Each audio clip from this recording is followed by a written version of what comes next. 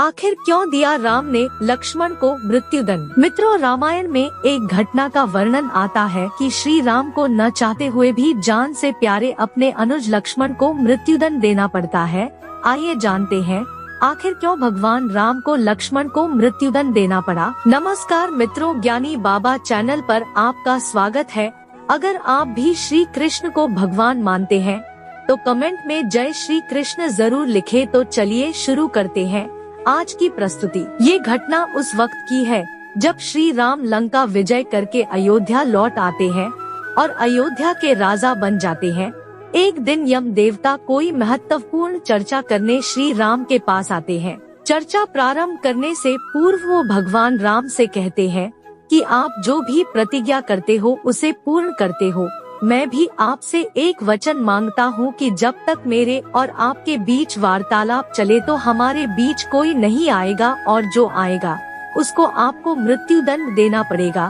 भगवान राम यम को वचन दे देते हैं।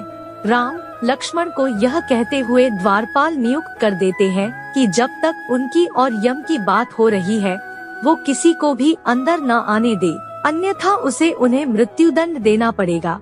लक्ष्मण अपने भाई की आज्ञा मानकर द्वारपाल बनकर खड़े हो जाते हैं।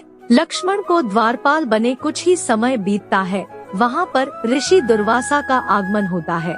जब दुर्वासा ने लक्ष्मण से अपने आगमन के बारे में राम को जानकारी देने के लिए कहा तो लक्ष्मण ने विनम्रता के साथ मना कर दिया।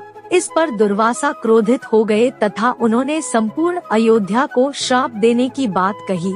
लक्ष्मण समझ गए कि ये एक विकट स्थिति है जिसमें या तो उन्हें राम की आज्ञा का उल्लंघन करना होगा या फिर संपूर्ण नगर को ऋषि के श्राप की अग्नि में झोंकना होगा। लक्ष्मण ने शीघ्र ही यह निश्चय कर लिया कि उनको स्वयं का बलिदान देना होगा ताकि वो नगर वासियों को ऋषि के श्राप से बचा सके। उन्होंने भीतर जाकर ऋषि दुर्वासा के आगमन की सूचना दी। राम भगवान ने शीघ्रता से यम के साथ अपनी वार्तालाप समाप्त कर ऋषि दुर्वासा की आवभगत की, परंतु अब श्री राम दुविधा में पड़ गए क्योंकि उन्हें अपने वचन के अनुसार लक्ष्मण को मृत्यु दंड देना था।